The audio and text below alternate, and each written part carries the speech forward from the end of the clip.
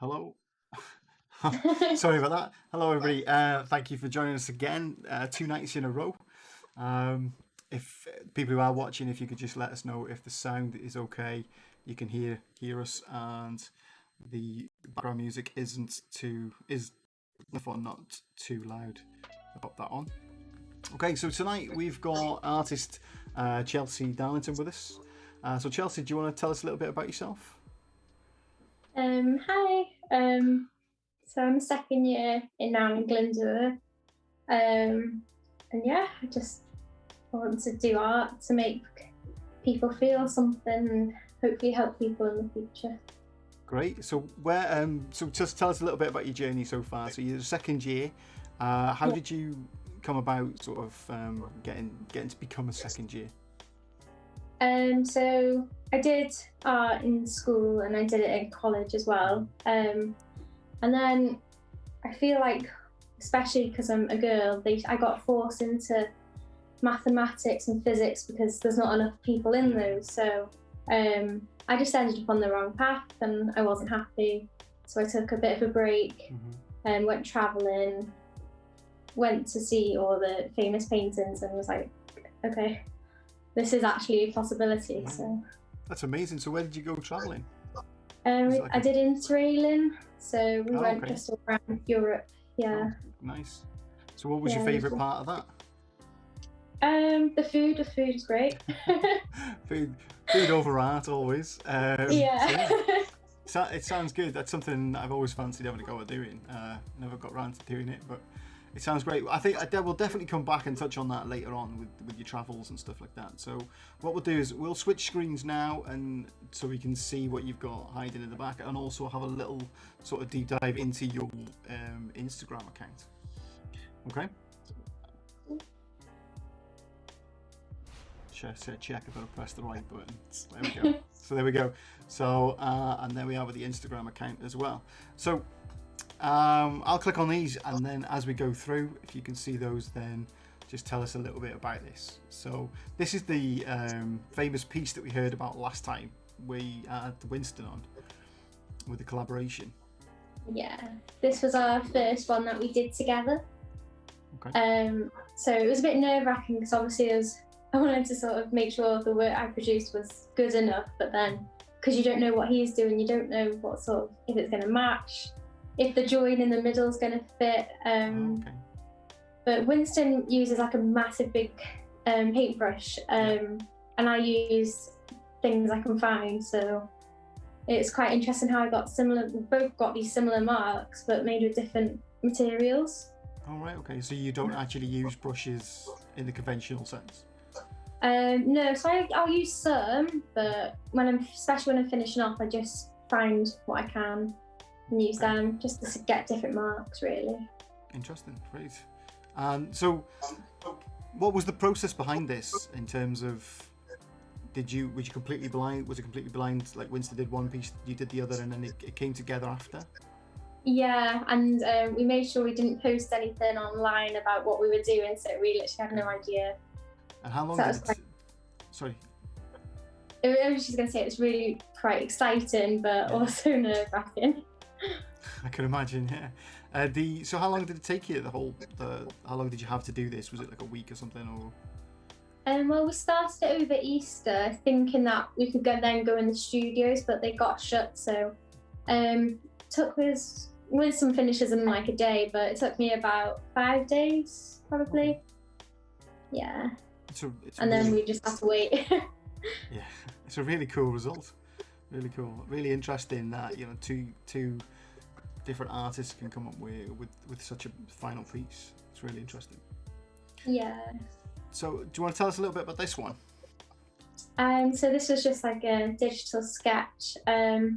So I was just trying to get across, try and put ourselves in someone else's shoes. And I'm an animal rights activist, and I've recently become vegan. And this was just trying to show people without literally putting a cow in front of you in a cage. It's just to try and get emotions running. Right, and you said it was a digital sketch. Yeah. What did you use to create that? So I literally just on iPad, on Illustrator it was. It certainly is thought provoking. Yeah, just I wanted to just to try and grab that emotion. That sort of, so when you see a baby cry, for instance, you just instantly feel sadness and you want to help it. And I wanted to try and get that thought process going about why don't we look at this when we see an animal in a field or in a van being carted to the slaughterhouse. And especially the younger animals as well, being taken away from their parents. I mean, if that was, if it was humans, then people would have something to say about it, surely. That's exactly the point. So my mum and dad, they live in quite a rural part of Wales, and they just hear cows mooing for weeks when they take the calves away from them. And it's just, I know it's part of the culture and it's part of just society, but I don't think it's right. It's certainly harrowing noise, the cow noise. I mean, living in Wales in general, when people think it's predominantly sheep in Wales, but obviously we have a lot of cows and things like that, and that noise is not nice. No, exactly. So another one, is this part of the same sort of? Yeah, so this is my baby piglet. So again, I was just trying to experiment with that feeling and thoughts of trying to just create this connection between animals and humans, and that we're not that different. But just because they don't have a voice doesn't mean they can't be heard. It's great. It certainly sparks emotion, doesn't it? It certainly sparks that talking point and that thought process of, actually, this is a living thing. Just because it looks different to us doesn't mean it shouldn't be treated the same. Yeah, exactly. Interesting. Really good. Okay. So, exploring loose sketches. So this is my kind of favourite way to just start off ideas. So these were based on Erwin Worm's 1 minute sculptures, and so he was trying to construct a sculpture. So he got the audience to pull these poses for 1 minute, and people thought 1 minute feels like an eternity whilst holding these poses. So it's that sort of difficulty, that entrapment. And so that really interested me. And sort of what sparked off where I went with my animal drawings. So it's all about the tension. Yeah, well, how does it come about? Is that in terms of when you face a blank piece of paper or a blank space? Is that something that helps you develop those ideas and skills? Develop those ideas further then, in terms of trying to break that artist block almost. Yeah, definitely. Always helps if you've got a bit of scribbles on the page to sort of muddle around with.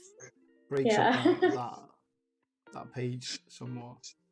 It's really interesting, and the forms and that you've captured in that with just a couple of lines is really sort of really good. Thank you. So that was part of my Wunderkarma pieces. So that's just, I love to paint, and that was a good piece of looking at a painting and when to know if it's finished or not. And for me, that was a point where I could say, yeah, that is done.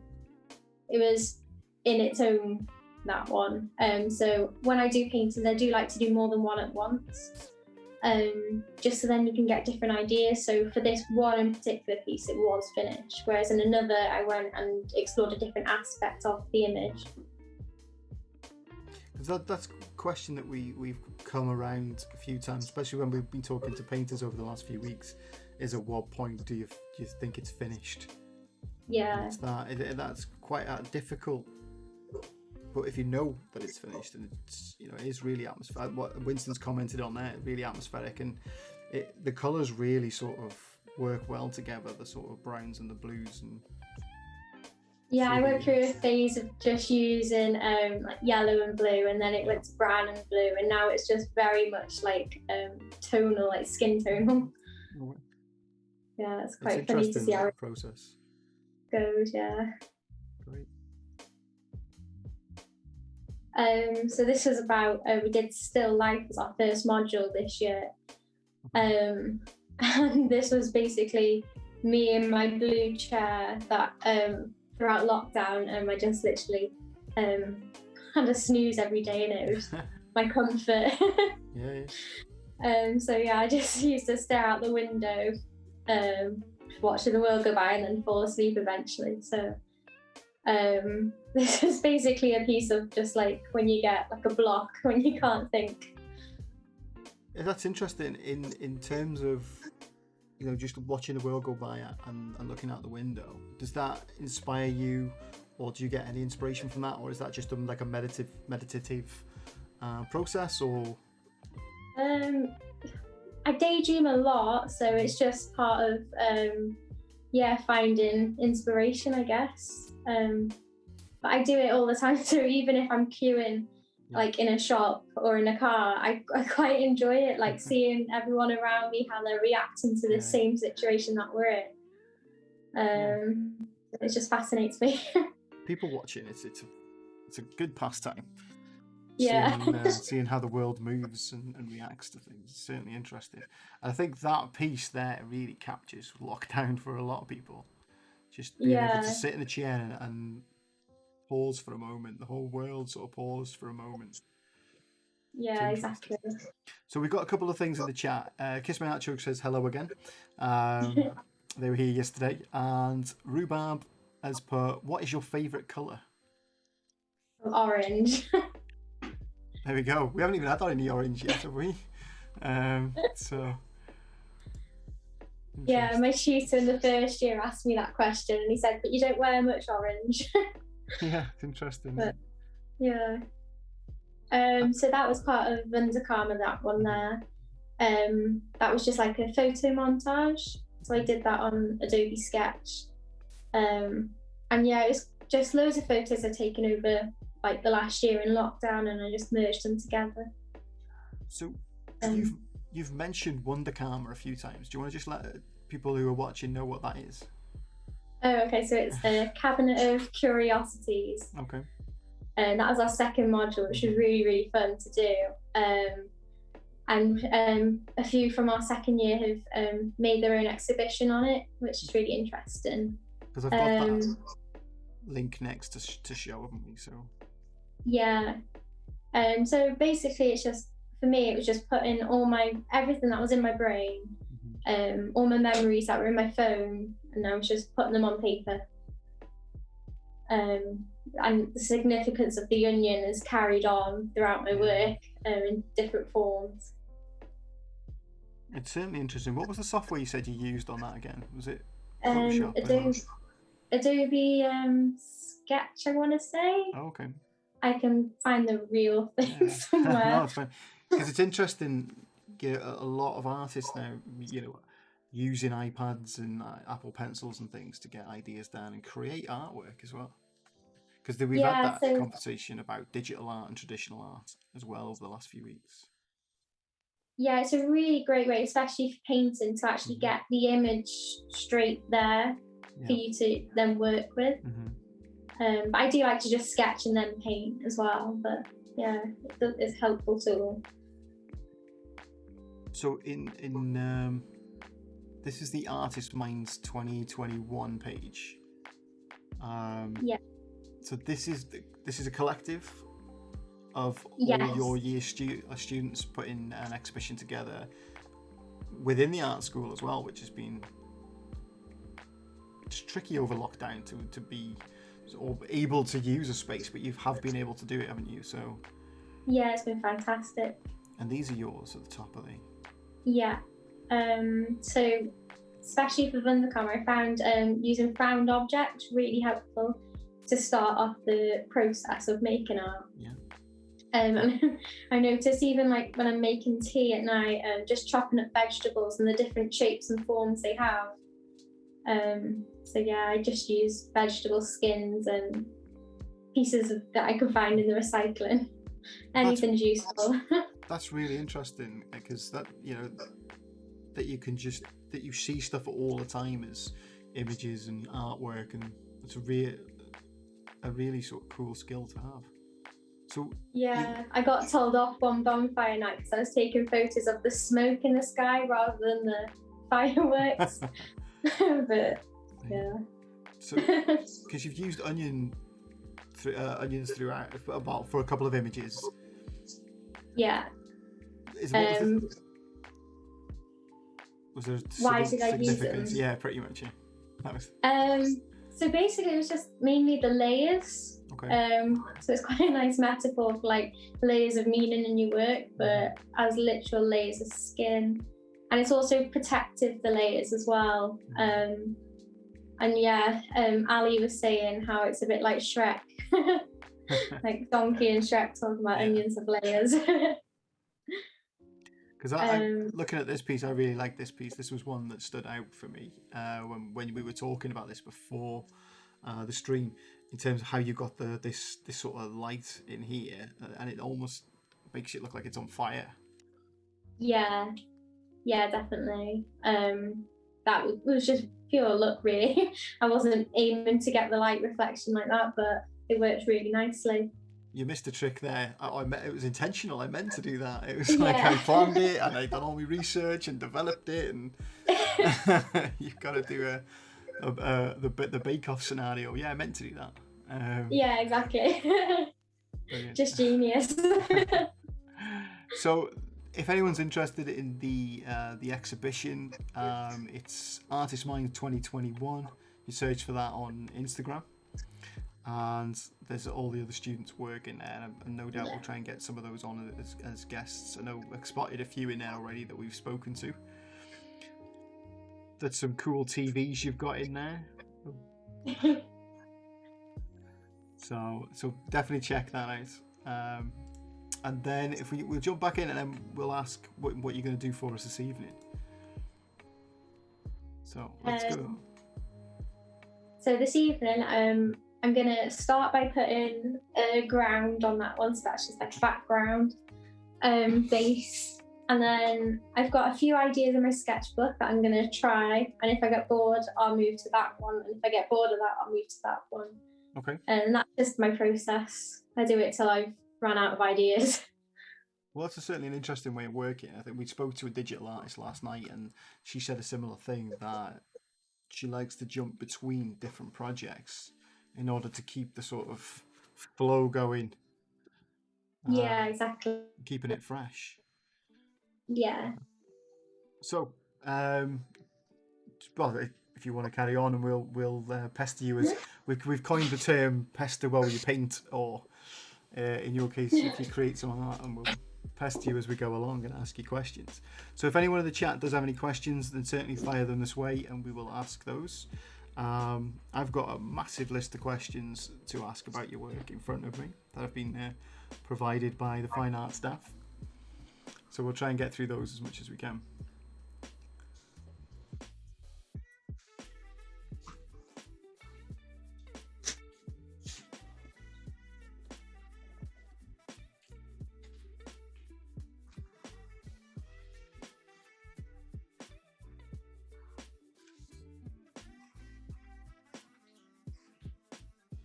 So what paints are you using there? Is that? So I've got cheapy B&M and Hobbycraft as well. So it's just acrylic. For grounds, it doesn't matter what really quality it is. I just try and mix it up really. Okay. I like acrylic because there's so much you can do with it. You can mix it with all sorts and it works. And it's also quick at drying, so that helps when you're trying to do a big piece of painting. Absolutely.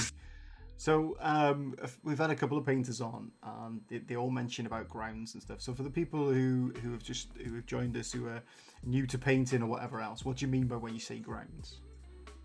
So ground is just like a base colour, I'd say. It's just like a starting point. Obviously, you'll layer paint, but the great thing that we do is that we've learned is that you can remove. So it's all about the push and the pull of the paint. Okay. So it doesn't matter what you do, you can always come back to this ground. It's never lost.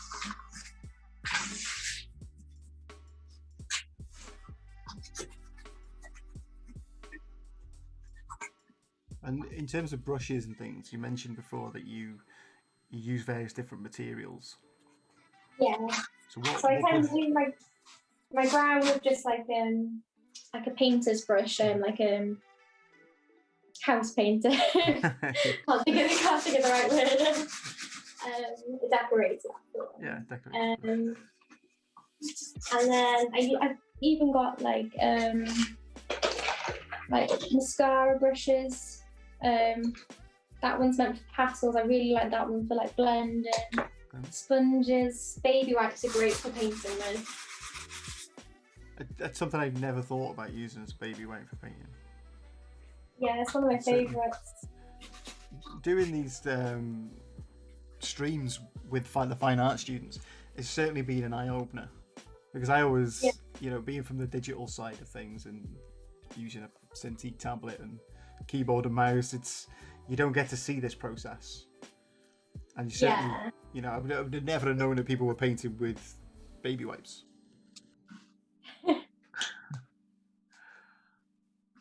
It's a great tool. Because then it helps with just, again, that push and pull. Yeah. So what's that? Is that a piece of card that you've got there? This is just cardboard I found in the bin. Okay. So, but it's nice and thick, so it's not going to tear easily. Yeah. So I can put pressure on it.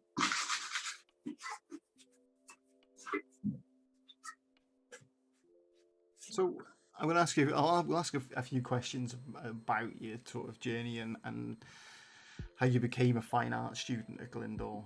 So how did that come about? How did you become a student at Glendale?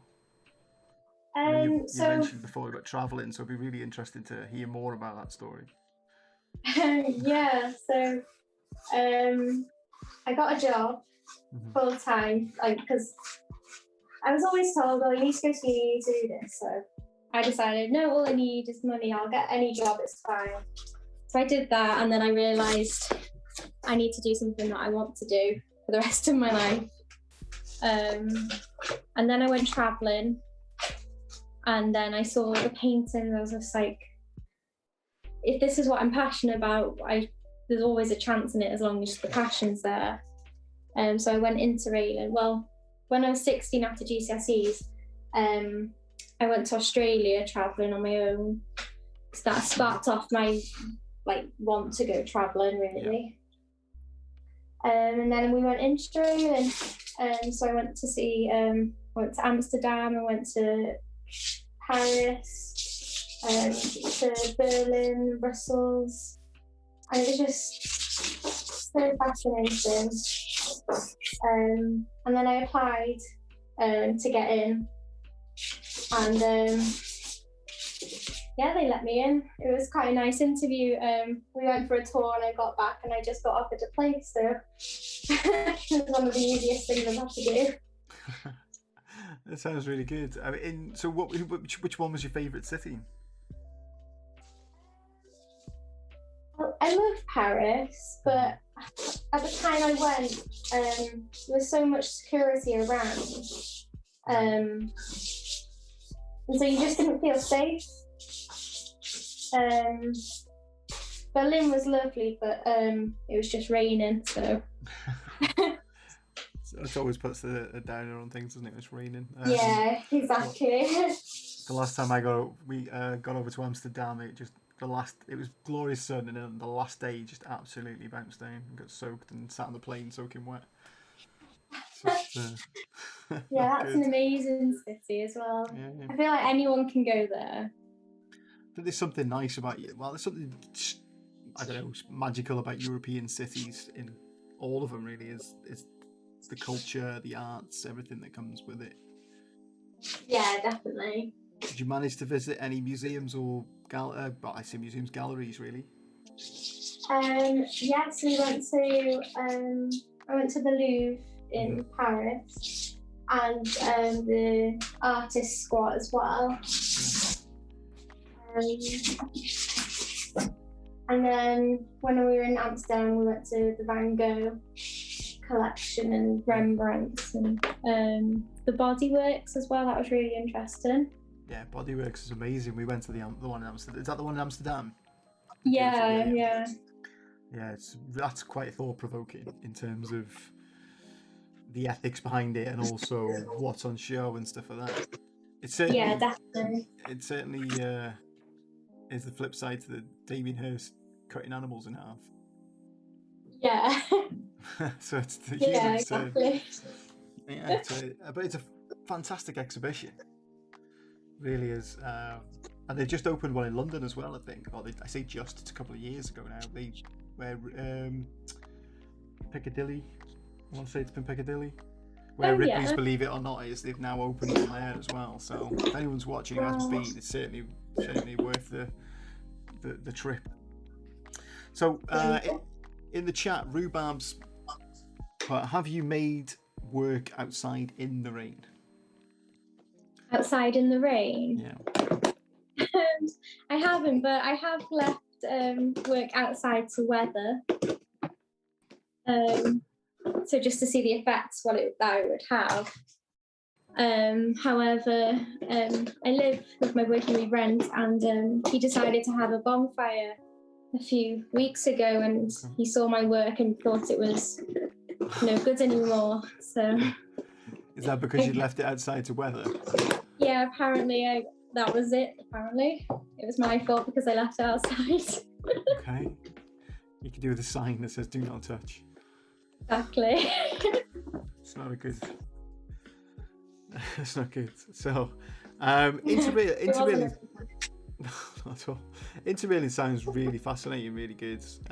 Would you recommend students doing that? Yeah, definitely. Yeah, it's a great experience and really cheap as well. Definitely read reviews of hotels and hostels before you go. Yeah. Suggest. Cheap and cheerful isn't always the best. No, we've booked some quite ropey hotels when we've got taken students on visits. So now we definitely check TripAdvisor and everything before we trust the travel companies. So that's always an experience. So how are you finding your fine art experience at Glendale?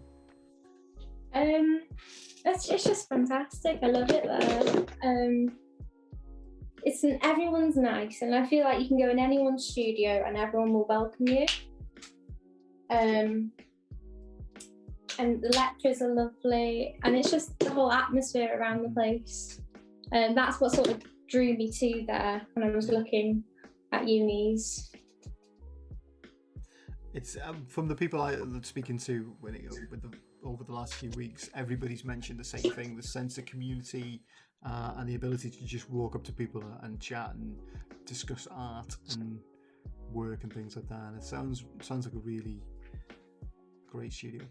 We do that over on the digital side as well. So people just have to look up from the computers now and again and have a conversation. So it's been different. It's been a completely different experience for the digital students compared to the sort of more traditional artists this year with COVID, because obviously they can learn software and things like that online. But I think next year when we start coming back on campus, that's really going to enrich their social interaction as well. I think that's something that we have missed this year. Yeah. So, why did you choose fine art? Well, in my job at the moment, I do a bit of design work on computers, and I just love the physical action of holding a pen on a paintbrush. So what do you do at the moment, if that's digital? So I make, I help make and design play areas, so indoor play areas, and so from there I've done printing on like massive big banner printers, to then sewing on an industrial sewing machine, and then up to the design room to make a few like drapes. That's like backgrounds for the play areas and signs. So it's just a bit of everything, really. It's a really great place. That sounds like a fantastic sort of job to have alongside your fine art degree. Yeah, it does go hand in hand. Absolutely. Megan Win 1, loving this session. There you go in the chat. There you go. So Megan's a fan. Thanks, man. Is that someone you know? Is that someone who said, come on and ask a question, come on, talk to us? So we're proper rattling through these questions. If Megan, if you do have any questions, then certainly put them in the chat, and we will ask Chelsea as we go along. So what's your work about? So at the moment it's about tension. So especially in like the last year, I just feel like we've been told so much to do this, to do that. Yeah. And obviously I understand why, but it's a lot to take in. And then I was listening to a podcast with Russell Brand called Under the Skin. And he basically has guest speakers in, and they just talk about different issues that are in the world. And I listened to one, and I can't remember who it was, but it was a comedian. And basically this comedian had made an hour video with the BBC called Carnage. Mm-hmm. And it was about the whole meat industry. Yeah. And how we should go vegan. Because it's one, healthier for us, as well as all the other benefits to the environment that it can help with. So then that's what sort of made me look into, what is going on in the world. And that's what led me to looking at tensions. Because it's certainly been a weird couple of months or year now, so I guess it's given people time to reflect and see what is going on in the world. And I think there's been quite a lot of whistleblowing recently with the animal industries and stuff. Yeah. So definitely it is time for people to start thinking, well, what next? What's the alternative? Why do we treat living creatures like this? Yeah, exactly. It wouldn't be acceptable if it was humans. No, I don't. Absolutely not. It wouldn't. And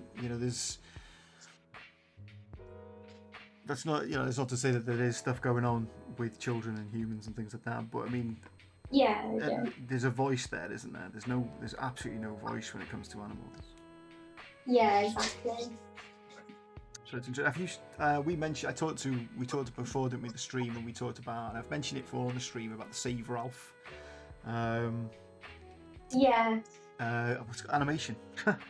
My subject, and I've forgotten it. Animation to do with animal testing, and it's such. Taika Waititi and Ricky Gervais put this video together that's so thought-provoking, so sort of hard-hitting, that when we mentioned it last time on a stream, someone actually mentioned that it made them cry.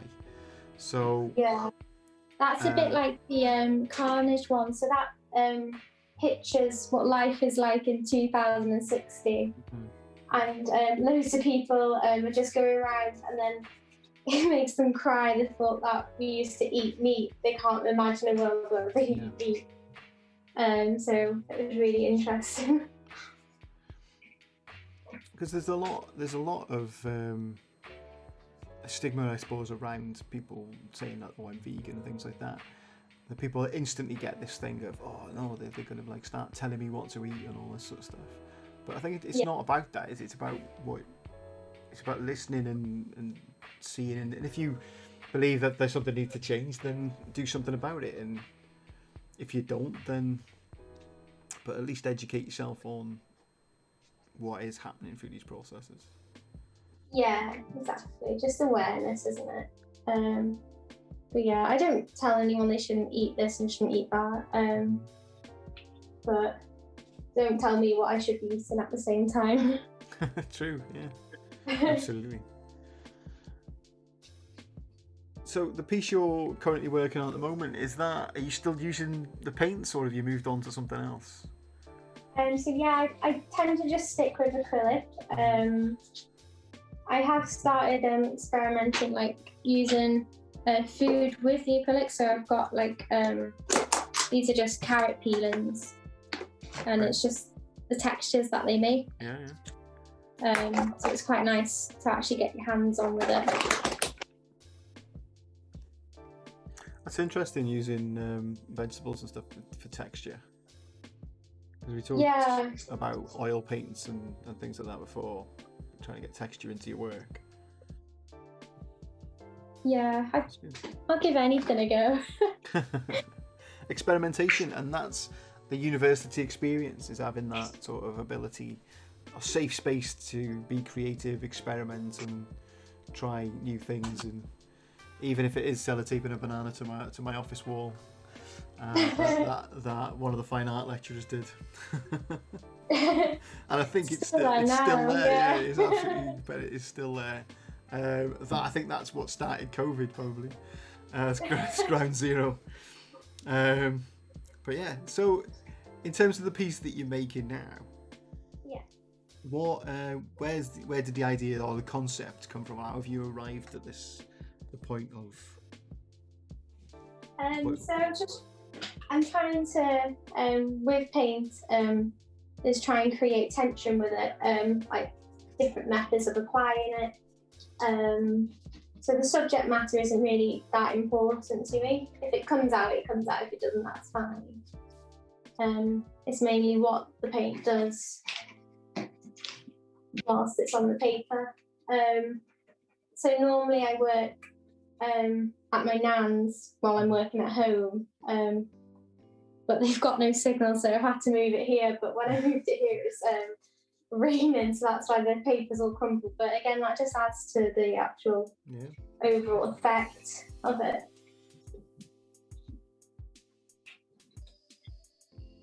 So have you been able to work at home during the pandemic, or has it been quite difficult? Or so I had my nan and granddad have a back room, so I was quite lucky just to be able to go in and out without any contact.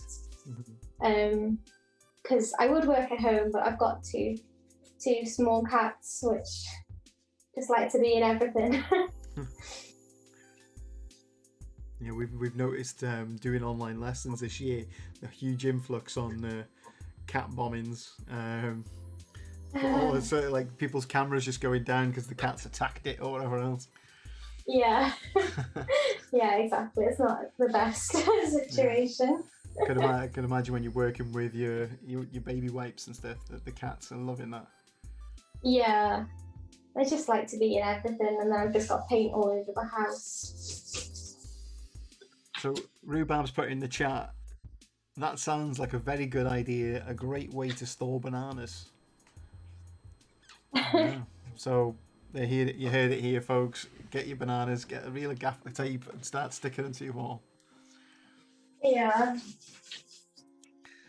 So in terms of current references and influences, is there anybody that you, or artists or work that you were directly influenced by? So it's all about emotion for me. So I didn't get Tracy Emin before I came to uni, and now I do, and now I've got a really high regard for what she does, and just all the emotion that her work produces. So I like sort of the theory behind art. That's what fascinates me. You are the third person that we've had from Flying Art to say that they didn't get Tracy Emin before they started. Is there somebody in the university that's actually doing a Tracy Emin lecture, or some sort of appreciation lecture or club or something? There isn't actually, but there should be. But it's interesting, isn't it? A lot of people, when they see Tracy Emin's bed and things like that, and then they find out it's won a Turner Prize and stuff, and it's like, it's in a main bed. I could walk into my teenage child's bedroom and see that. It's like, what's this all about? And it's not until you realise the emotions that it invokes and the process and everything else that you then see I also it as a think it piece was of art. like, it was definitely before its time when it was produced. So especially with the Me Too movement, that's more recent. I think people have more regard for it now than what they did back then, just because everyone else is speaking out about the same matter. Yeah.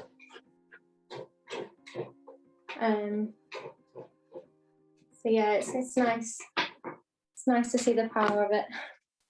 And it's interesting to see people's perception change of it as well, from before they come to the university to once they've started studying the process and everything else, and then that opinion's changed. Yeah, exactly. So one of the every time I ask usually questions and stuff, I always ask you for a positive and a negative, and Rubam's beat me to it in the chat.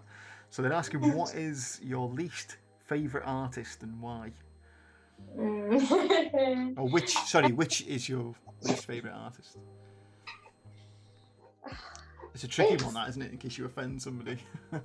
Yeah, exactly. Like, everyone in their own right is a good artist. What's it called? It's like Damien Hirst, but it's not Damien Hirst. He sounds a bit like it. David Hockney. Yeah, okay. I don't get that. Is there a reason for that, or? It's a bit too. I don't know. I don't see much about it other than a good picture. There's just not. It just doesn't do it for me. It's just I don't see the reason why he made it. Yeah, it's a kind of. It's very sort of square. Yeah, exactly. Straight lines, and I can see obviously from your style and looking at your Instagram and stuff, and then looking at what David Hockney does, it's kind of the opposite ends of the scale, I suppose. Yeah, exactly. Yeah. Like, I can appreciate what it means for him, but for me, no. Yeah, absolutely. So I think we've covered themes and stuff within your work, and we've talked about animals and veganism and stuff like that. So, but is there any other reoccurring themes within your work? I guess in a way, most of my work is a self-portrait, without necessarily being physical. Mm-hmm. Just sort of happens. So with my onion, that was about my confidence, but I didn't know that at the time. I only realised once I'd done it. And so at the moment, I guess I'm looking at my anger in my work at the moment, my issues with the world. That's interesting that you found that you sort of realised that after you created the piece. Yeah, it's almost like a happy accident. you need to switch that around and start telling your lecturers that I planned this and it was all in the process. Yeah, obviously. Yeah, so it's like, I don't know if you watch Bake Off, but it's kind of like when Paul Hollywood asks, "Oh, did you mean to do that?" Yeah, absolutely mean to do that. No. Yeah. No, you didn't. I get it all the time with my students, especially because they do a lot of 3D animation, a lot of 2D animation. Like, that's an amazing movement and that. So did you mean to do that? Oh yeah, absolutely. And it was literally just a few clicks with buttons that they accidentally did it. But it's brilliant. It's good. Yeah. But yeah, like I say, it's interesting when you do something and then it comes out afterwards that you realise that it's something to do with yourself or with anger and stuff like that, and it's really thought provoking. Again, I mean, and again, we're sort of invoking. It's all about invoking emotions too, isn't it? Yeah. So interesting. What have you got there? Is that? Are you still using that baby wipe? Yeah, I will change it. Yeah. Well, no, it's interesting to keep the same one going. Is that kind of? Does it then? Does that work? Does it change the colours? Does it add better textures, different textures? Yeah, it does. And then I also like to keep them because then they go really solid. Okay. They go like really, really hard, and like you can't get them out. Whereas that now I can do all sorts with that. Yeah. So they make really nice again layers. Sometimes I like to layer things with glue and then paint on it. So then you've already got that background texture. Right. Okay. It's interesting. Like I said to you at the beginning, I mean, it's a unique experience for me coming from the digital side of art to see this process and to see the different materials that people are using and the treasure troves that are coming out of just everyday objects and the way things work. I do a little bit with product design as well, and looking at the way that you're using different products in a way to create art is really interesting. Yeah. Well, anything's useful. Anything can make art. That's why I like found objects. Like found art is amazing. There's I think there's a Facebook group called Skipology that I got invited to. Are you part of that group as well, or? Oh, no, I haven't seen that. I'm not very good with social media, in all fairness. I should keep up more to date with it. Because speaking to more and more fine artists, skips seem to be like this whole treasure trove of stuff that you can then sort of turn into sculptures and now use as tools to paint with. Yeah, that sounds fascinating. So, Rhubab's put in the comments again. Could the baby wipes become sculptural forms themselves? I'm just not that confident with sculpture. Yeah, definitely. Is that something that you would like to try, or is that just something that you've just shied away from? Yeah, not for anything. But yeah, I would like to have a go with it. It's been difficult in the last year to try different things. Painting has been my go-to. But yeah, definitely worth exploring. Because in terms of the media and processing techniques that you're currently using, you've sort of talked to us about why you're using different things. But when you go to that thing like that object, say now you just picked up a paintbrush, what's your thought behind that? Is it just you think that would work well next, or? Yeah. So how can I bring it to what I want it to be? Once I can get my image back clear, then I can move on to something else. And in terms of the scale that you work with, I can see like the card that you were using before was a bit smaller and stuff. Is scale important in your work? It's not the first thing I think about. I tend to start small and then add to it as I go. So this piece actually is over the other side, so I can always keep rolling. All right, okay. Just get like a mural going. So do you ever do anything that's really small, and is it always kind of this scale? Well, I love my sketchbook, so obviously that's literally really small, small enough that I can carry it everywhere I go. Yeah. I love it's that. not the most...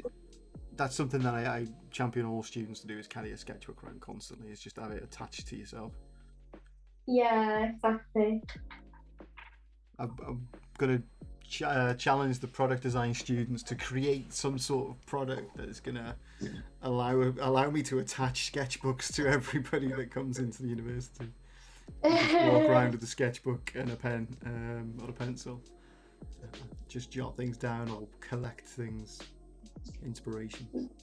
Yeah. Yeah, it's always handy. And it's certainly handy to sort of go back over as well. So if you ever get into that point of, you know, if I'm drawing a blank here, I'm not sure where to go with this piece, you can always refer back to it as well, which is really handy. Yeah. Yeah. So Winston's put in the chat, what do you put in your sketchbook? Mainly it's just sketches. My ones from last year were more like interactive, so you could fold. But obviously this year, because no one else can see them, it's just literally just sketches. So yeah, I just ideas really. It's always interesting to see people's sketchbooks. It's something that fascinates me, like when it comes to the way that people work, the ideas and things like that. It's just where you get your thoughts from in terms of what you see day to day and then put that down. Did you keep a sketchbook when you were interrailing? Yes, I did. I managed to try and sketch every day. Exactly. It's just, that's the thing. Once it's there, and then you've got it. You don't have to worry about storage because it's in your book. Yeah. And I suppose it also then acts as a bit of a keepsake for that journey as well. Yeah. Yeah. Fun memories. That leads us on to another question Rubam's put in the chat. Do you draw every day? I try to. If not with a pen, I try digitally. It's just so easy now to just do it. Do you get much opportunity to do that in the job that you're in, creating play areas? It really does depend. Most jobs are like last minute, rush out the door. So I get time to until we've got to rush it to get it done. Yeah, it's all good fun. So, and then my next question is, what motivates you to do art?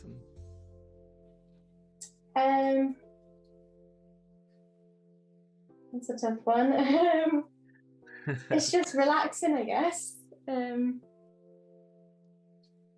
Yeah, just the relaxation of it. It's interesting. We've talked over the last couple of weeks about mental health and arts health and things like that. So are you a believer as well that art helps with your mental health? Oh yeah, absolutely. I think everyone can do it, and so it's a universal remedy, I think, to help process your feelings. I mean, absolutely. When kids start doing it in early years in school and things like that, it's always a joyful task. It's always playful, and they want to do more of it. And then for some reason, who the powers that be decide that they're going to take more and more away from it as you get older. So they cut budgets for music and painting and art and stuff like that, and then they wonder why we have a mental health problem in the country. Yeah, exactly. That's part of what my work is now. It's just trying to understand and realise what is going on. Why are things like this? It's just a way of processing. That's that's helping me. When you're thinking about that sort of stuff and you're processing, is it something that you're wanting to change, or are you thinking about it in a sense that are you happy with what's going on, or is that where your anger comes from? I say anger. I'm not an angry person. But yeah. Yeah. I want to make a difference in whatever small, little, big way I can. as it comes.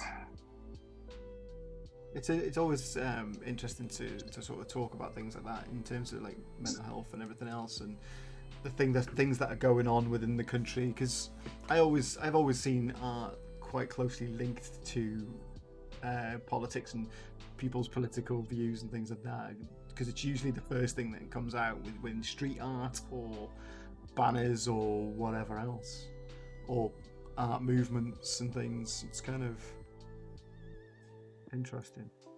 Yeah, definitely. So Winston's put in the chat, I really enjoyed the results of our collaboration. Who out of all artists in the world, living or dead, would you like to collaborate with? Oh wow.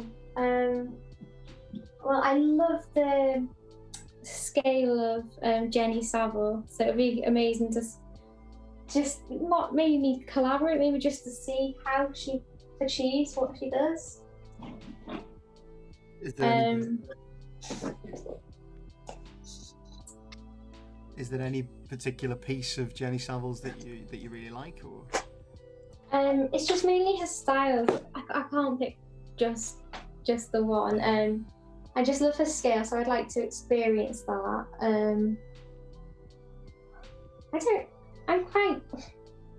Anyone would be just amazing to work with. I'm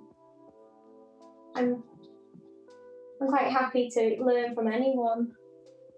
Everyone's got something different to add to the table.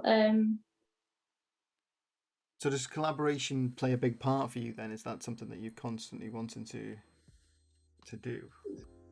Yeah, I feel, especially in the studio. So if you you're running out of ideas, it's time to get a coffee and talk.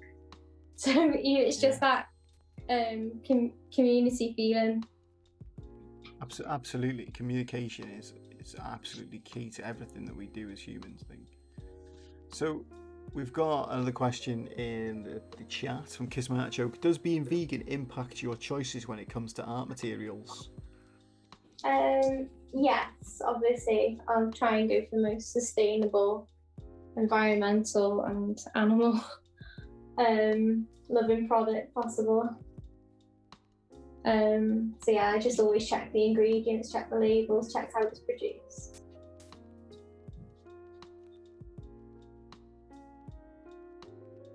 But that's with anything as well. It's not just that. Yeah, because like we touched on the Save Ralph video, didn't we? It's kind of, does 2021, do we really need to be putting chemicals in little bunnies' eyes and stuff? It's just not needed anymore, I don't think, is it? Yeah. I'm quite happy to take the risk. Yeah. Rather than someone else suffering for it, so. Yeah, exactly.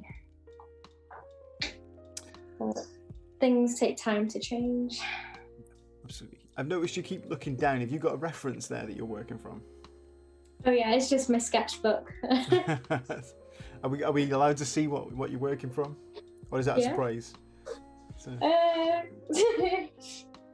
I've got that as my main. Okay. Yeah.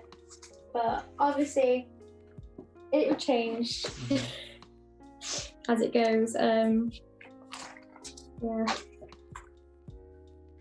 And it's just trying to get forms as well. Okay.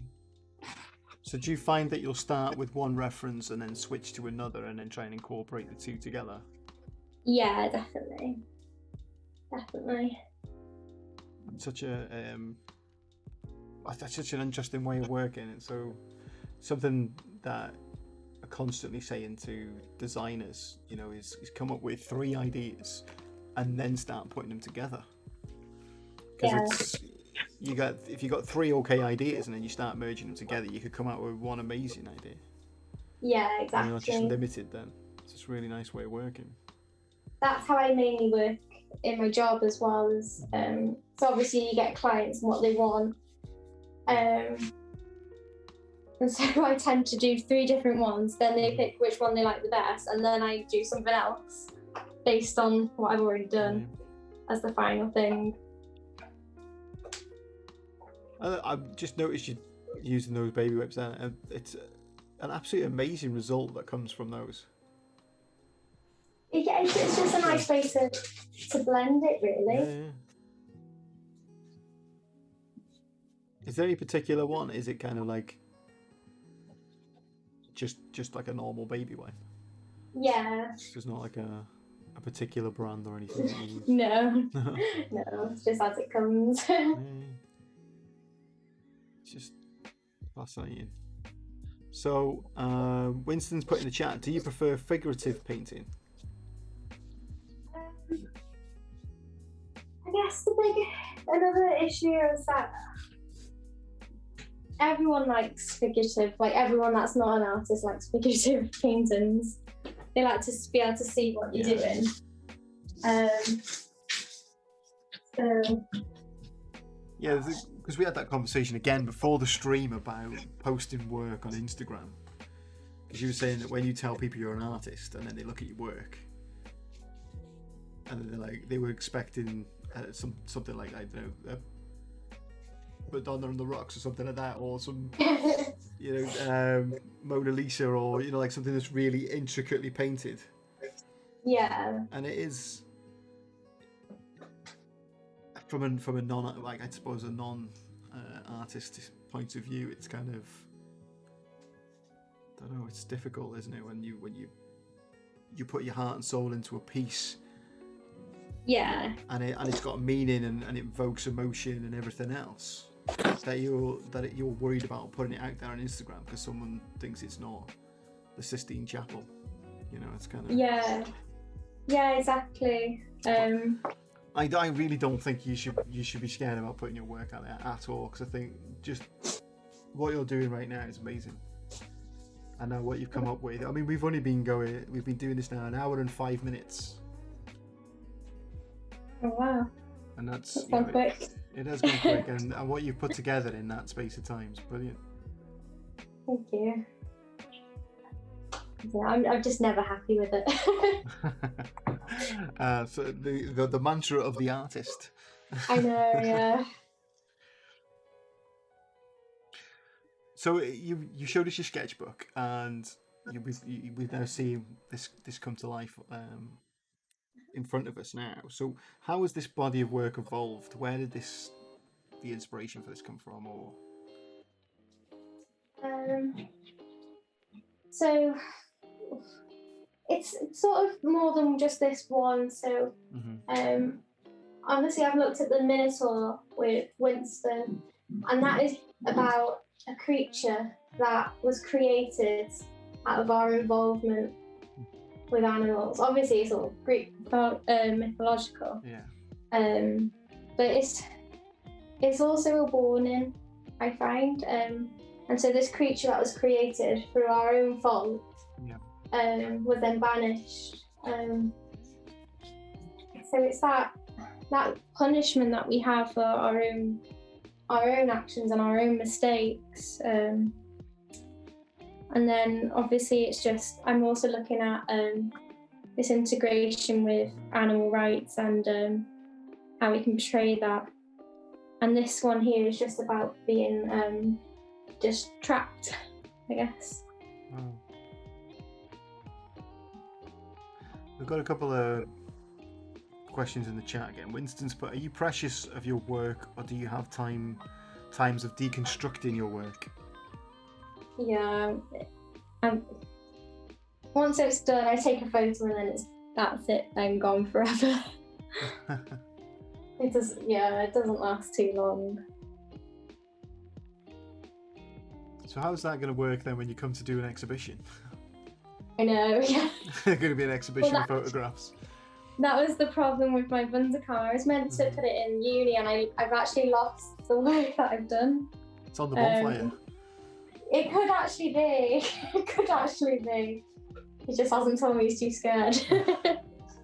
Yeah, you know that last 12 months of university work that you've done, well, it went up in flames last week. Yeah, exactly. It brings a whole... My students come up to me and go, oh, my hard drive crashed. That's probably the best excuse I've ever heard for work going missing. My partner threw it on a bonfire. Yeah. Brilliant. So Kiss My Artichokes put in the chat, there will always be someone who doesn't like what you do, no matter what style. Just put it out there. It's true. I should. That's why I'm doing this right now. Is just to help you gain a bit of confidence with it. Yeah, it will come a time where I'll have to anyway. With uni. So. Yeah, because next year you'll have your final show, and hopefully we'll have a physical final show next year. Yeah, that would be great. Rather than a digital one. I do think, though, when we get the opportunity to do physical exhibitions again, that we should have a massive blowout and get one of the big empty shops in the town square and have a full-blown sort of exhibition. That'd be really good. Yeah. Yeah, and also for like the past 2 years worth of students who haven't had to. Absolutely. Invite everybody back and just have one big exhibition. That'd be really good. Really good.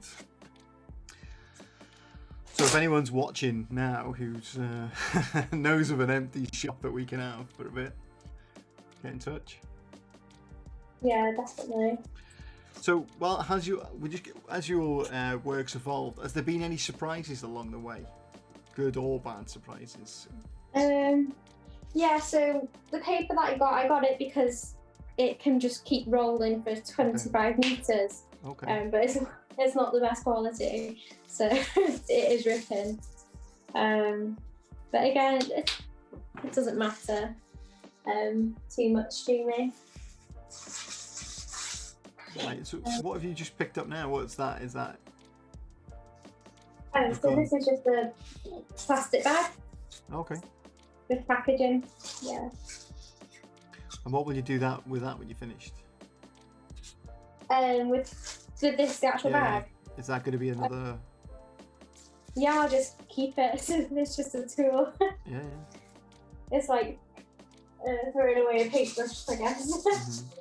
I'm all for reusing stuff and recycling and different uses for things. We've become so accustomed to single-use plastics that it's just terrifying the amount of stuff that's going into the oceans. Yeah. That's what I intend to do, is just raise awareness of different things. Try my best. Because that's something we're going to try with the product design students. The forefront of what they're going to be doing is sustainability and making sure that what they produce is environmentally friendly and not single use, or that it's going to end up in a landfill in a couple of weeks' time. Yeah. Absolutely not. So, and looking at packaging and rethinking that in the sense of what really frustrates me, that comes every week. If you do an online shop or anything, is bananas in a plastic bag. What's that about? Yeah. Why do we need to put a banana in a plastic bag? It's got a wrapping on it. Yeah, all fruit and veg is like that as well, most of it.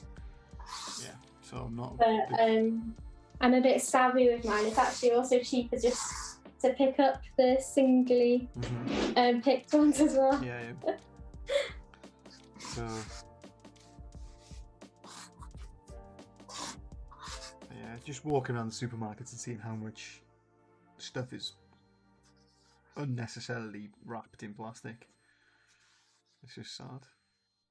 Yeah, absolutely. So if we can inspire the next generation of designers and product designers and packaging designers to think differently, which I think they are. I think the younger people coming up today are far more savvy about the environment and what needs to be done, and even in a political sense. And it's just great to see. Don't know whether it's something to do with the technology, being born with technology and stuff, or what it is. Just being more culturally and socially aware is fantastic. Yeah, absolutely. Yeah, one of my friends, she's just amazing in every way. She's always like litter picking and things like that. So she's a good inspiration. Yeah. Just having that awareness. yeah, just being constantly aware of what's going on, and Yeah. just even people making little changes can sort of have such a big effect, because people always think, oh, I'm just one person in a 7 billion or whatever else, what can I do? But it's all I always say about that, the little pebble in the big pond, you throw the pebble in and off go the ripples. So if you do something about it, then Then others will follow. yeah, Yeah, make a big absolutely. difference. Yeah, that's what I don't understand about all these new houses that are being built. I thought there should be some sort of act saying, well, it should be sustainable to have like roof panels or something. It's just like simple little things that no one really thinks about. Well, did you mean solar panels and stuff like that? So like making the houses completely sort of energy efficient. Yeah, exactly. Yeah, just absolutely. a new way of thinking. And they'll say all they'll do is save a couple of pennies here and there, and the house is billowing out CO2 left, right, and centre. Whereas if a little bit of forward thinking, especially in a country like Wales, where we're like 3 million people, it's kind of, we're a small nation. We could make some real big differences in the world. We could become a world leader in renewable energy. It's quite a simple process. So Winston's put in the chat, do you have a particular art movement you follow and the philosophies they follow? No, I try and just keep as open as possible. So last module for the Wunderkammer, I looked into surrealism. I found that just really inspiring, how they produce their art, why they produce their art. But yeah, I just try and just grab a little bit of everything as I go along the way. I'm probably quite just a general boring person to talk to, because I'm not really fazed by much. No, that's a skill in itself, not being fazed by stuff. It's really So that brings us on to challenges. Has there been any challenges while you've been studying or practicing art? It's just the time scale of it, really. So it's just the reality of making art and going to work and living on your own. It's just everyday life. That's the only struggle with it. Work-life balance. It's key. Exactly. So, do you ever step out of your comfort zone when you're creating art? Not enough. I should experiment more with like installation, sculpture. I think that would help with my work process, and my final outcomes with it. So yeah, it's just extra learning skills that I need to do. So if you ever do step out of your comfort zone, what happens when you do that? I do embrace it. It doesn't always go right, but it doesn't matter. So collaborating with Winston, that was completely different. In my head before Easter, I knew what I needed to do. And then Winston mentioned the collaboration, so that put like a hinge in the road, but the outcomes was really beneficial. Yeah. I think collaboration is so important for any artist. Yeah.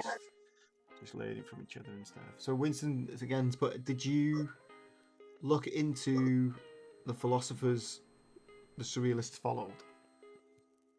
No, I didn't.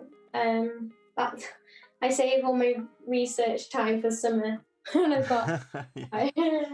So yeah, that's the only problem with uni. I think is there's just not enough time to explore everything.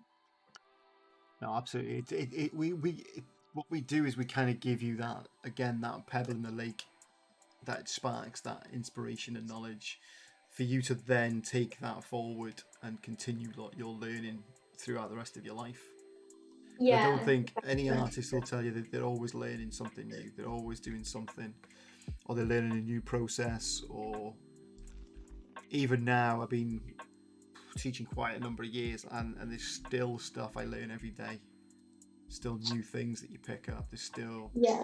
practicing when you're doing software, whether it's painting, whether it's drawing, whether it's sketching. I think it's just continuous learning experience. So how would you push yourself then to learn new skills and new knowledge? Or Well, I am bad for that. So YouTube videos, I don't normally have the attention span to sit and watch someone do something. I'd rather get out and do it at the same time as them and learn that way. I mean, you know what's going to happen now. Now you've just said that you want to get out and do something, and so you clearly didn't sit down and watch Winston's stream for 2 hours. So now you're going to have to do a live collaboration piece in the art school. We've been watching them like as if they were like a series. So on a Thursday night, we'll sit and watch the Wednesday ones. Oh, right, okay. Like with tea, so it's more like an activity. So definitely think that there's some sort of collaboration, sort of live stream that we need to look into. Yeah. Well, obviously, once restrictions lift, and as long as you don't mind painting in masks and stuff, I think that's something that we can certainly look into if people are interested. So, Winston, but in your final year, do you have an idea in a direction you will take your practice?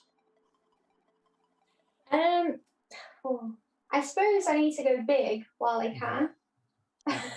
Well, you got the space. I'm not gonna have that opportunity again after uni. So and just explore the paint. Just get myself a pair of overalls and go with it. So have you started thinking about sort of maybe themes or inspiration or jotting stuff down in your sketchbook for next year, or is that something that you're going to wait until you get to that point? Yeah, I think if I decide too much now, I'll get bored of it by the time it comes around. But yeah, that's certainly one way of keeping things fresh is making sure you don't get bored of stuff. It's kind of yeah. Well, it's certainly an interesting way of working because you keep keeping it fresh to yourself, then it's going to be fresh to your audience as well. Yeah, hopefully. So you mentioned that you've you've had a space to work during the pandemic and everything else, but has COVID had an impact on the pieces that you make? It's just helped me with getting an awareness, I guess, in that sense. Because when we first started back this year, the first module was about how our lives have become still, and I was just so desperate, like not to think about COVID and to distract myself with something else. But I think that is just how life is at the moment. Of course, it's going to affect us because it's all we know. It's such a dramatic change to our lives. Yeah, absolutely. It's going to be interesting what happens next. I don't think anybody knows what that's going to be. No, there's no way of predicting either. So when you collaborated during the pandemic, how did you go about sending each other the artwork? Did you meet up physically, or was it an online thing, or? So we met up and Winston placed the piece of paper down and I grabbed it and ran. And then when we came to put it together, it was the same thing again. We just one of us took it, put it together that way. And then photographed it and sent it to the other person? Well, we put it up in the studio with masks on to see it together. Yeah. It was so interesting. So great reaction. Is it still in the studio? Is it going to be part of an exhibition, or? It's in my studio currently. So yeah, I don't know what the plan is for it really. Do you think the outcome would have been different if it hadn't been for the pandemic? Yeah, definitely would have. For a start, because it was a zombie something. I want to say zombie formalism, but I don't think it is that. So yeah, we wouldn't have done it that way, so we wouldn't have had that two contrasting pieces. But it really worked, and it just wouldn't have been the same piece without the restrictions in place. So yeah, we were quite lucky in that way, I guess. And it helped us think outside the box. Maybe we wouldn't have collaborated without the rules being not to see people, not to do things together. It's certainly interesting how it's affected art and stuff. Winston's put zombie anatomy in the chat. Thank you. Yeah. There you go. We had a lecture on zombie formalism, so I know it's not that one, but it's like that. So let's see how much you learned in your lecture of zombie formalism. Do you want to explain that concept? So it's basically, I'd say, it's how people think art movements die out, and then they come back. People find something in them. Especially with formalism. Formalism is what art is. It's about line, it's about texture, it's about why do I make this pattern here. It's about where you place things on a page. So if you place things center, then to the right, the right hand side, that's where your eye moves anyway, like reading a book. So it's just strategies, I guess. Strategies. So if any of your lecturers are watching, that's you were paying attention. Yeah. Good stuff. So how many hours a week do you spend on your practice? As much as I can get in. So I don't know, I paint every day, draw every day. So how many hours a day do you put into the? Well, in between food breaks and coffee breaks, probably not as much as I think. I'd say probably about 4 to 6. Okay. Coffee breaks are the most important part of the day. Yeah, exactly. You can't function without coffee. It should become legislation that we have at least 6 coffee breaks a day. Yeah. So Winston's put in the chat, what things away from art have influenced you? Oh. It's just, it's going to sound really boring, but it's just the everyday things. So it's like when I make tea, it's like when I go for a walk. And then obviously, I've just found it just awful lately when I walk past like farms and I see cows and sheep and fields. It's like, I do get an urge to wonder what would happen if I opened the fence gate. And you might get in trouble for that. Yeah, my mum does stress and worries about me. So yeah. I promised her I wouldn't. I think that's interesting. It's something I sort of champion to students all the time. It's just, I say travel broadens the mind, and it doesn't have to be travel abroad or travel far distances. It could just be a walk to the shop, because you never know what you're going to see on the way. It could be something that it could be a crisp packet floating in the wind. It could be whatever. I know it sounds a bit corny, I guess, but no, it is true. Yeah. It's because that's why I really like the idea that you said about sitting in the window and just watching the world go by. It's kind of like even just looking out of the window and seeing what's happening outside from the wind, the way the wind interacts with the trees to. Yeah, exactly. Even the sort of I can say that where we live, because you look out of a window and you see grass and trees. I'm sure there's plenty of people out there that are watching that sort of look out of a window and they see another brick wall.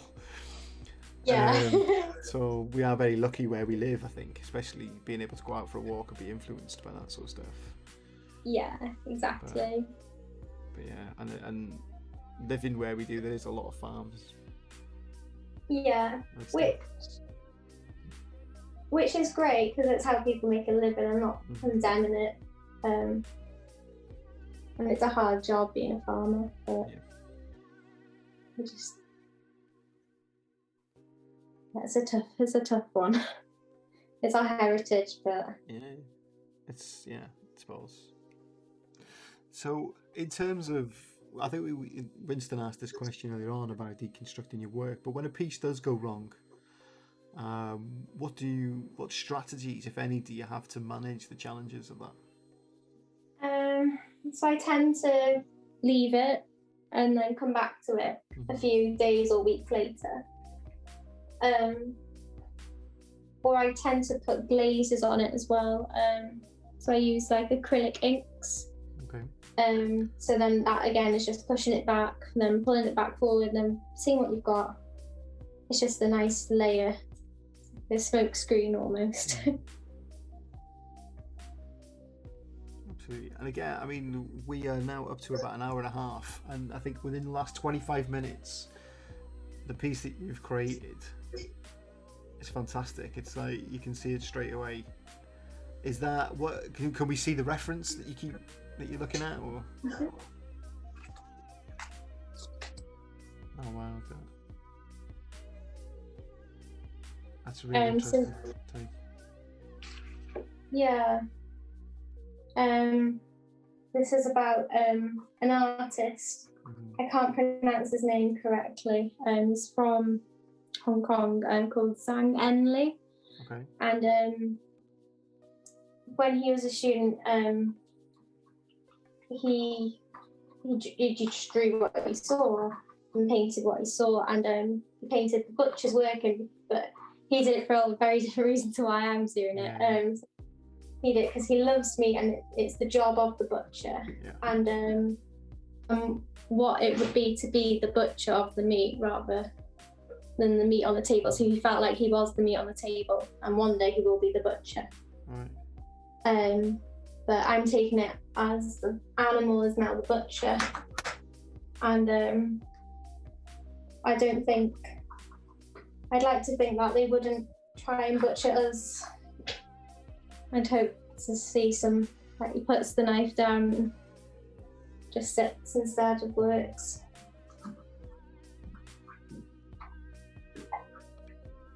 So Winston's put in the chat there. Have you had a go at airbrushing recently? And is that a medium you would use in your practice? So I've been using airbrushing work. And they're great, and they're great for making imagery really fast. So it's good for initial work. I don't like the overall finish. That's just me though. I don't find as much texture in them. Yeah, it's an amazing piece of equipment. What people do with them is, I can appreciate it. Yeah. It's certainly an interesting way of working with an airbrush. It's completely different.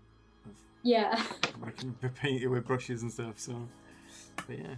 So going back to your painting there with the butcher and stuff like that. Did you hear about the vegan butchers that's just opened? Yeah, I have. And the uproar of the Butchers Association of this is going to trick people. It's kind of like, well, I'm just pretty sure if you've got vegan butcher written on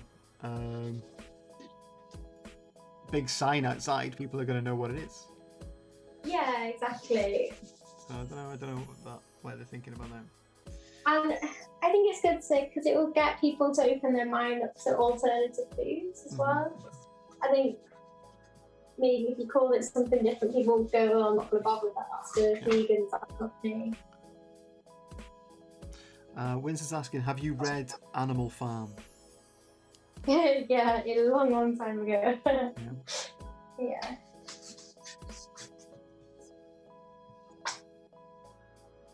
Yeah, exactly. Any thoughts on that, or what was your thought of what did you think about it, or can you not? Was it that long ago that you're not sure? You can't remember? Yeah, I was about 14 at the time. I know I didn't enjoy it. We also did Of Mice and Men and Lord of the Flies, and I can't tell you the plot, but I know I didn't like them. They sort of they get kids to read them in school at that age. They're harrowing books. My I son was remember reading a Mice and Men, and it's crying kind of during them. Yeah, yeah. it was very brutal. Well, to me, it was. I'm going to really apologise, but someone in the chat has put hello. Someone put their name is Kehangu2. Kehangu2. So I do apologise if I've said that wrong. But hello to you. So is it harder to push or develop further a successful piece or body of work than something you may consider to be a failure? That's not my question. Yeah. That's one of the questions I was given by a fine art lecturer, so I don't think that. No, yeah, definitely. You just sort of lose interest and faith in what you're doing. Yeah, I think it's a tricky one, isn't it? Because I think artists find it difficult anyway to see things as a success. Yeah. I mean, there's obviously people out there who can do that. You know, who know that a piece is finished. They can see it straight away, and they don't. You know, they're quite happy to share and have that confidence to do so. But I see more and more artists that struggle with confidence, I think, and think all their work is a failure. But it's that's a tricky one. Yeah. So, how important is failure to the process of development? Well, I think it's just the main element. It's why we keep painting. You just want to try and see something different every time you do it. Yeah, like a brand new image every time you work on something. That's interesting. Yeah, always a different perspective. And you've always got an image in your head of what you want it to be.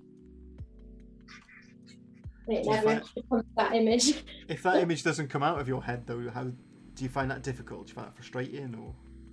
No, because then it's something else in its own right. But then you're always still like searching, just trying to get it, what you saw originally, I guess. Yeah.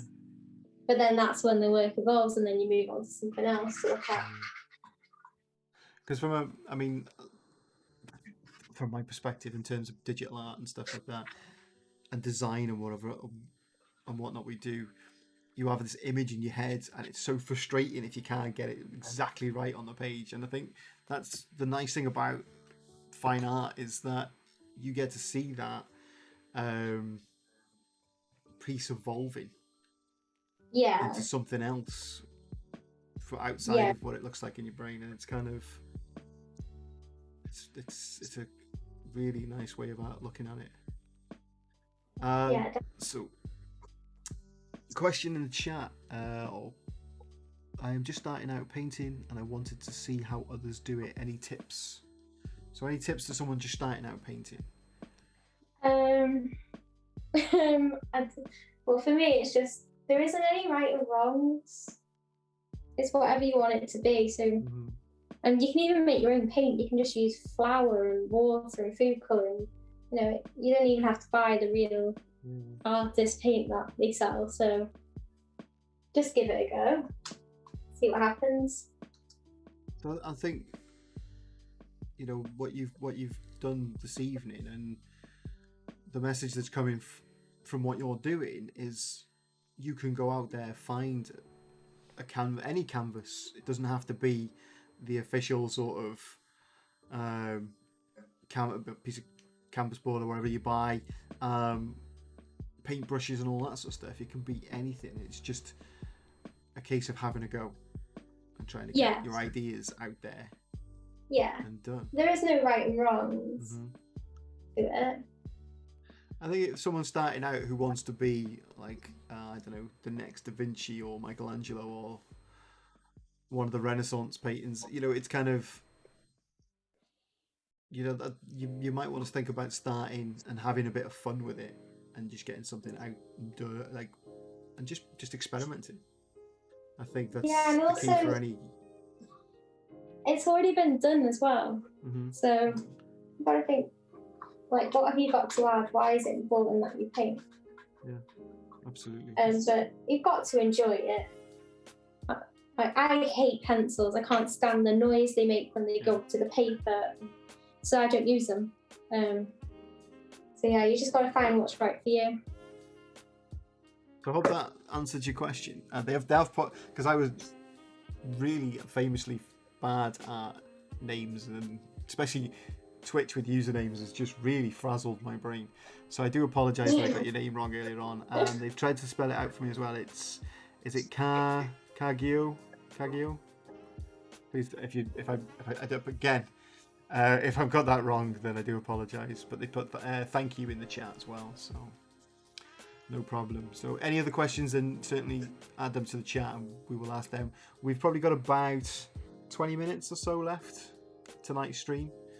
When we said earlier on that you said 2 hours, that sounds like a long time, but it goes really quick.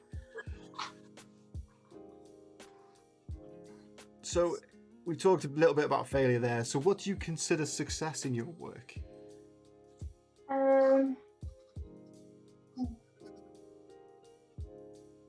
I guess when people go, oh, then they get something from it. Okay. If they just look at it and go, oh, and just keep smiling, that's when it's like, oh dear, what have I done wrong? What's not working? They're just grinning at it. Yeah. And looking at it.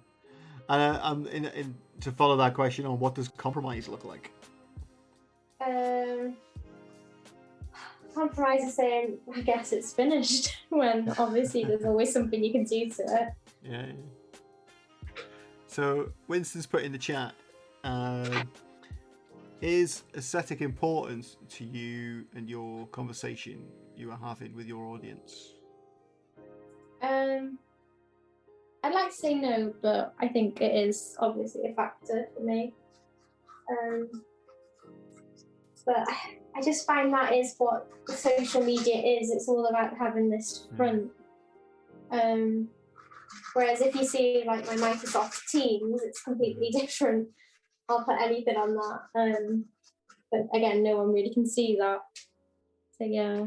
Is that difficult for you, seeing someone's reaction that might not get what you're trying to do? Yeah, it is and it isn't, because obviously it's always good to learn and move on from. And what can you take from the situation?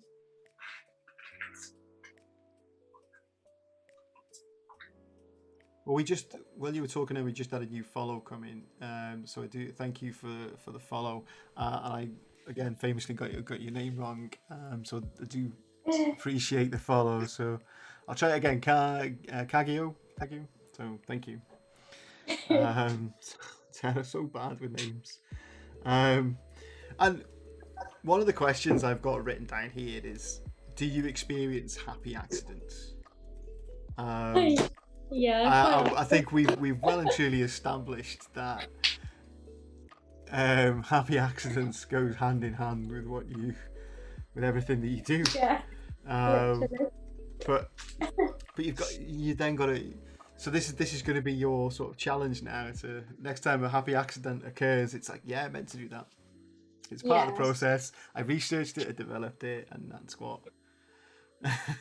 Yeah, exactly. It was all me. It was nothing to do with accidents. Or is that something that's important within fine art? Coming from a digital point of view, it's kind of no, you can't have a happy accident, especially in a games industry. You have a concept artist, and if your work doesn't look like what the concept artist produced, then the producers are not happy, the art director's not happy, and so it's got to look the same. So no happy accidents are allowed, no artistic license or anything. So a happy accident, something that I've championed in fine art. Or? Well, I always thought so. I thought that is what art is. It's just going with the flow. Every piece of artwork I ever create is a happy accident. It pretty much is for me. Yeah. Like, oh yeah, it worked. That's fair enough. That's absolutely fair enough. Yeah. Brilliant. So how easy do you find it to verbalize your work and intentions? So what do you mean by verbalize? Like, Talk about your work. oh, yeah, not easy. I think Well, you've done a great job tonight. You've been able to talk about what your process is and what you've been doing. yeah, I sometimes go off a tangent with it, I guess. I think people get lost with what I'm on about at the moment, but yeah, it's just it's if people get it, I guess. Yeah. If people see it and go, well, it's just a load of rubbish, it's going to be hard to explain, well, no, it's not, this is why it is. I mean, looking at what you've done there with this particular piece in such a short space of time, and the depth that you brought to it and the texture and everything else, I just think if people don't get it, it's kind of their loss, I think. Such a great piece. Winston agrees, fantastic painting. Love the palette you're using. And I think it's great that every now and again you just switch to a different sort of object. Whether that's the mascara brush or... Yeah. But I give anything a go. Just try and keep the paint moving. Absolutely. It's that... I suppose getting into the flow of it as well. Has it been difficult answering questions while you've been doing this? Yeah, because I feel like when I'm just on my own painting, like your head can wander, so you can think and do it at the same time. But it's like I've got 3 conversations going on at the moment. Yeah, it's tricky, isn't it? It's kind of. I think that's where the phrase "pester while you paint" came from. So. While you're working away, do you listen to music or is it completely silent? Yeah. No, I like to listen. We always ask the question, what are you listening to?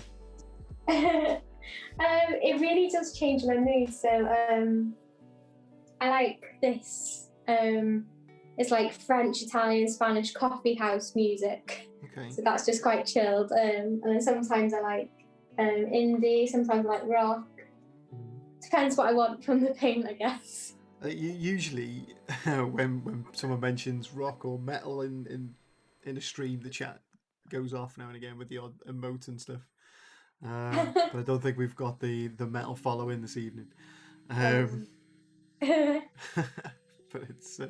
it's always interesting to find out what people listen to, and a lot of people always come back to rock and sort of heavier music. But it's interesting with the coffee shop music that you listen to as well. I mean, you can't hear the music that we've got in the background now, but it's probably you probably quite like it. It's someone described it as elevator music before. Okay. So, just so that there's no sort of empty spots within the stream, I think. We've seen this. We just started copying other people's streams, so to see how it worked, because this is something that we started doing to get students' work out there, to build confidence and get people talking about art and stuff, and showcasing what you guys do, because the work that all our students do is fantastic. It's like, it's so that's why we've sort of got music in the background and stuff, because we seen what other people were doing and took that forward. So I think we've woke up the Kiss My Artichokes for her emojis in there with so woke up the music group. And that's the thing with like the last year is, so when we were all in like this one studio last year, it was just so great to sort of bounce off each other and hear each other's music and how it goes. So it's nice that we've been able to do this. Yeah. Well, has there been any arguments in the studio about what gets played? Yeah. Yeah, but that's what's just so great about being in the studio. There's just so many different characters and voices. Yeah, absolutely. I think that's the good thing about studio work and sharing a studio. Yeah. So when you come to graduate next year, is that something that you'll be looking to do, is to find a studio space to work with other artists, or will you continue working on your own? Yes, obviously studio is like a dream, really. Yeah. It's just trying to get that dream going. Absolutely. It's certainly going to be interesting finding out what's going on within the area that we're based after the pandemic, to see what spaces are available. Yeah. Because we had Indigene for a while, didn't we? And I'm not sure what's happening with that anymore. But yeah, absolutely. Shagsy101 in the chat, but missed the stream. Well, I will put the link up there to our YouTube channel where you'll be able to subscribe and watch the stream. See what I did there? So, yeah, we've got about 10-12 minutes left on the stream. So if anybody's got any last minute questions, then certainly fire them into the chat and we'll get those answered. We've got a few more. We're down out of the 42 questions I was given. We're up to number 31. Wow. And that is, how much time do you allocate research, and where do you source your research material? So obviously I start off with research, and then whenever you hit sort of like a block, that's when you go back to your research. And then I just source it originally from the internet, and then go on to books, newspaper articles as well. They're quite good. As well as just like the everyday, what's around us. Yeah. So do you ever go out and do sort of primary source, take a camera, that sort of stuff, or? Sometimes, if I'm in there in the mood, I'll get a photo, obviously, but no, I should do more, really. I think it's it's just finding that time. Yeah. Absolutely. So, how important is research to your practice? Yeah, it is the foundations, absolutely. Even seeing what's already been done before, then you've got an idea of what you're walking into when you go with an idea of work. So, in terms of what you've produced in, like, say, short space of time, the research that you've done for this evening, yeah, where's that come from? How did it get into your sketchbook? So the annual references, they've just come from just news articles, like the imagery, like the initial imagery I used to sketch from, and then it's just been the internet. It's quite going to sound a bit geeky, but it's quite nice to, when you start off searching one thing and then you find you're on another thing and then another thing, and it's like a whole chain of how you got there. Down the rabbit hole we go. Yeah, exactly. So once you've finished this piece, for example, now, what are you going to do with it? We'll just take a photo of it and then it'll become something else. Do you ever sell your work? No, never. Any reason for that, or? I wouldn't really know where to sell, what price to put on it, because obviously I don't. All I hold value in it is that it's just expression,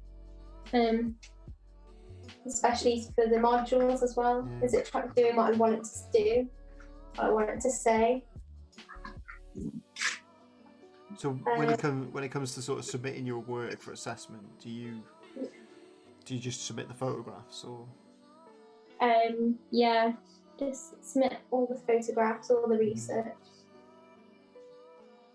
So if someone came to you right now and said, I want you to create a piece of art for me, paint something, do you take on commissions?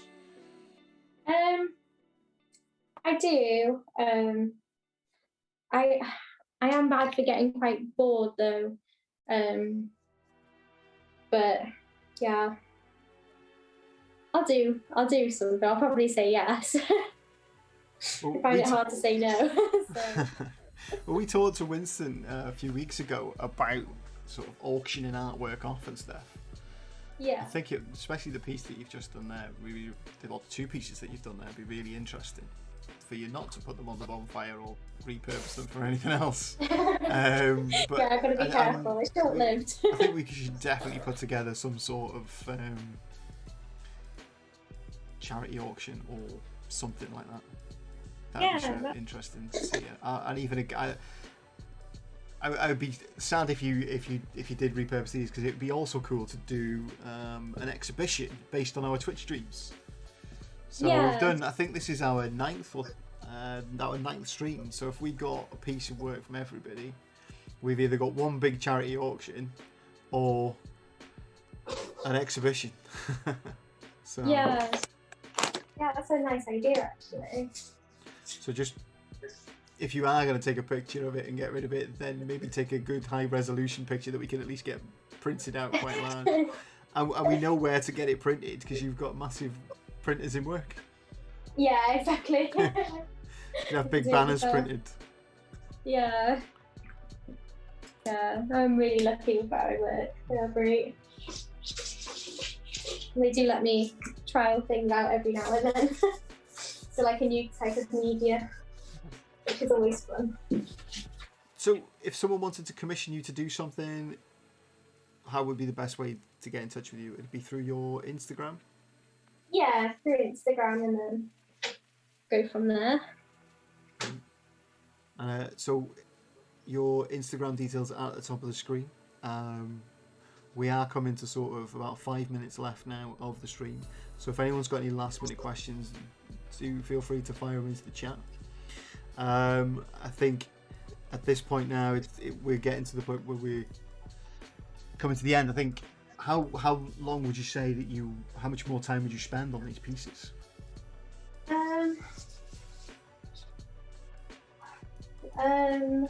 I'd probably leave them tonight, come back to them in the morning, leave them for a few days, go back to them. I try not to finish pieces in one go. I like to leave them for like a few weeks. Yeah. And I'll just work on others in the meantime. So I've always got this constant stream of just paintings everywhere. It's a really interesting way of working, and I think coming back to it and fresh eyes and stuff is a really nice way of working. And I think exactly. That's what it is. It's just having that extra perspective a few hours later. And the way that you've done the paper with that and the folds and the creases and things like that is really sort of made that piece stand out. I think it's a fantastic piece. Thank you. Yeah, so I intend to like roll it down and then do another, see how it changes. The other piece that you've done as well has been fantastic too. It's really sort of thought provoking, and I think the stuff that you posted on Instagram where you've actually put on there to invoke emotion, I think that is something that really comes out in your work. Really fantastic. Thank you. Winston's put thank you both very much, and Rhubarb's put great to see your process taking place. Thanks, Chelsea. Oh, thank you. Absolutely. So that's going to bring us to a close of tonight's stream. So thank you everyone for watching. In the traditional fashion, I say traditional fashion, and the sort of Twitch etiquette that we normally do, we will do a raid. There is people out there. I think we've raided this one particular person because he's the person we're following. He seems to be online every time we are online. So we could head over there again, unless somebody has got a suggestion of who we should raid this evening. What I might do is just do a little search for somebody who's doing some sort of art similar to what we're doing. We've got a few more comments coming in from the chat. Rhubarb's put a load of star emojis. Kismet Artichoke's put it actually looks like skin, which is pretty cool. Human, not animal. Thanks for the stream. So I think you've really inspired the people that are watching this evening. It's been a fantastic to have you on. I really appreciate it. Thanks Thank very you. much for sharing that with us. Let's have Thank a you look. for letting me. No problem at all. We've also got a heart emoji in there as well. We've got someone drawing a fox, someone called Shan Chian. So what we'll do is we will hit them up with a quick follow. Well, I'll just copy their name and we'll stick that in the raid. I will throw up the end screen. Once again, thank you very much for joining us, and then I will throw in a raid over here, and we will see you next week. I think 6:30 again. Oh no, I think it's earlier one next week. We're actually going to be in the Fine Art Studio next week, which is going to be an interesting stream. So we'll see you then. Thank you very much. Thank you.